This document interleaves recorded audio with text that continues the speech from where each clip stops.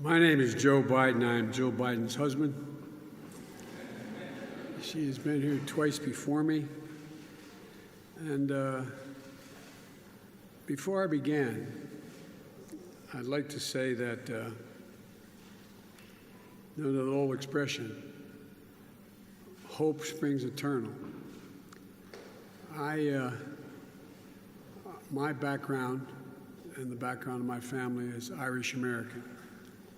And we have a long history of not fundamentally unlike the Palestinian people with Great Britain and their attitude toward Irish Catholics over the years, for 400 years.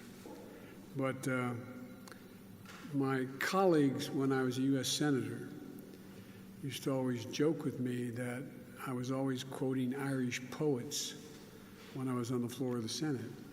And they thought I did it because I'm Irish. That's not the reason I did it. I did it because they're the best poets in the world. And there's a great poem from the Curate Troy, a paragraph. It goes like this, and it's classically Irish, but it also could fit Palestinians. It says, "History teaches us not to hope on this side of the grave, but then, once in a lifetime, that longed-for tidal wave of justice rises up, and hope and history rhyme." Hope and history rhyme.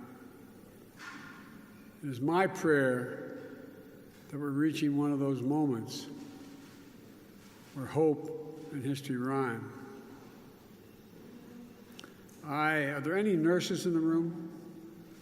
Because if they're not, I'm going home. If there are any angels in heaven, no, I'm meaning this sincerely from the bottom of my heart. My wife and daughter were killed, and my boys were trapped in a vehicle for 3 hours when a tractor trailer hit them. The doctors saved their lives, but the nurses made them want to live, cared for them every day, knew when they were ready and when they weren't ready. I was making a speech, and I had a terrible headache. Excuse me, a terrible headache. And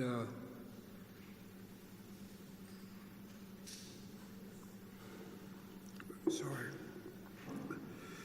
I swallowed wrong. I had a terrible headache. This is years ago. And I did a very stupid thing. I got on an aircraft and I flew home. Turned out I had 2 cranial aneurysms. And I got rushed to a hospital in the middle of a snowstorm for a 9.5-hour operation. That saved my life. Then I had the second operation. They found an aneurysm on the other side of my brain. I joke the reason they went in twice to take the top of my head off was they couldn't find a brain the first time. And in between, I had a major embolism. It almost killed me. Nothing unusual that other people haven't gone through. But I look back on, and I don't think you nurses are nearly appreciated enough. What I found was, you lie in the ICU, and I've not said this publicly before, and you look at the monitors, and you know if the line goes flat, you're dead. You don't know what each monitor is, but you know. And I really mean it, Bishop. It's true. But you just get tired, even when you're not in pain. You just want to quit. And the nurses at Walter Reed Hospital would come up, and they'd rub my face. They'd whisper in my ear. They'd get close and tell me it's going to be okay. They made a difference in my life. My son spent a year in Iraq. He was the Attorney General of the state of Delaware. He should be the man standing here talking to you as president, not me. He came home because where he slept for a year in Iraq was about 150 yards from a burn pit where they burned everything from fuel to garbage. He went, the fittest guy in his regiment, in his outfit, and came home with stage 4 glioblastoma. I watched for 14 months the nurses take care of him, the doctors as well, but every day, every single day. And so I really mean it from the bottom of my heart. Nurses. Doctors are critical. I'm not in any way diminishing the role of a doctor. But nurses. Nurses give you as much hope, male and female, as anybody else does. I want to thank the CEO and everyone at East Jerusalem Hospital Network for welcoming me this morning. This is the first time I had the opportunity to see for myself the outstanding work that you do here that I've heard about for such a long time. My wife, Jill, visited in both 2010 and 2016, and I'm honored to be able to see firsthand the service and the quality of care you provide the Palestinian people. These hospitals are the backbone of the Palestinian healthcare system. People turn to you in their moment of need, as you well know, with their children who are sick, with a loved one who's injured. When they get that cancer diagnosis, the most feared word, I think, in all languages is when the doctor looks at you and says, it's cancer. They don't know what to do. You not only care for them, you guide them. It's the same people all over the world.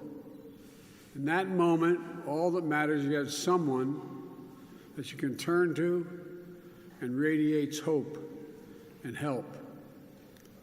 That's why the United States, through the Agency for International Development, has been proud to support this network of hospitals with $85 million since 2014. It's part of our commitment to support health and dignity to the Palestinian people. Maybe the most overused word in the English language for the Irish is dignity. My dad used to say, everyone, no matter what their circumstance, is entitled to be treated with dignity. Dignity. And dealing with the COVID-19 pandemic took a hard toll here, as it did in so many communities around the world. So today, I'm pleased to announce the United States is committing an additional $100 million to support these hospitals, your staffs, and that work for the Palestinian people. This is a multi-year commitment on both resources and expertise. When I was vice president, I asked the president, then Barack Obama, I asked him whether or not I could start what we called a cancer moonshot. I visited every major cancer hospital in the world, with one exception, and I mean it literally. Because there's so much we're just on the edge of being able to discern. We're so close, dealing with so many cancers.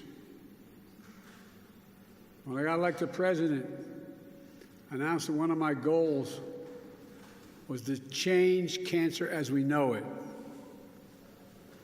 So it was no longer viewed by many people as it is, as a death sentence, but as a disease that can either be cured or lived with.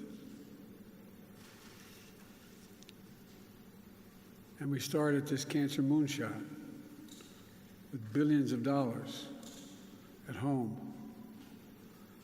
Within our National Institute of Health, I set up a provision where, like within the Defense Department, there's a special office. In the Defense Department, it's nothing but looking at breaking technologies, whether it's just across the board. That's where the internet came from. Well, I'm doing the same thing at the National Institute of Health, just focusing on cancer, period. This one provision. It represents our investment in the future as hopefully this $100 million will generate other large contributions from other countries, focusing on the health of the Palestinian people, so they'll continue to have access to the best available care. So they know they have somewhere to turn for help. They have navigators that can help them through the process. Those of you who've been the other side of a diagnosis know the most frightening thing is when you get the word, whatever it is, you can hardly listen. You need a navigator. You need someone to help you walk through the pieces, help you figure out how to deal with the treatment you're going to have once you're out of the hospital and need treatment. Working together, it is my prayer the United States will both help relieve the hospital's burden of debt and support the targeted infrastructure upgrades and key reforms in patient care to ensure long-term financial stability.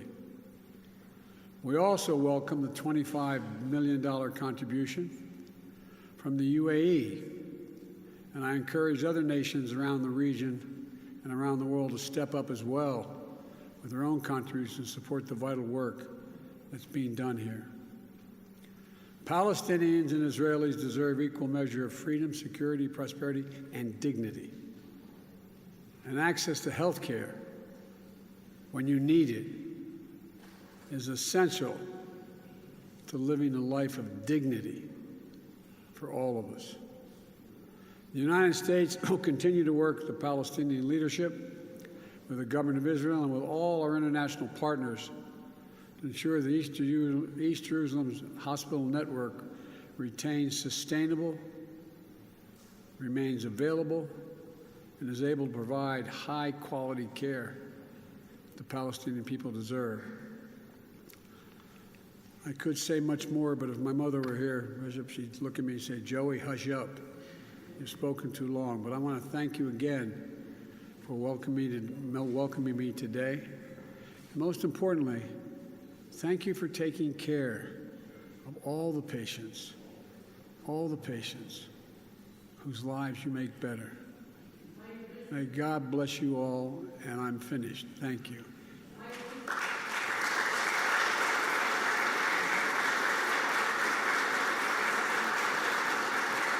If you have a question about hospitals and answer, if you don't, I'll do it privately.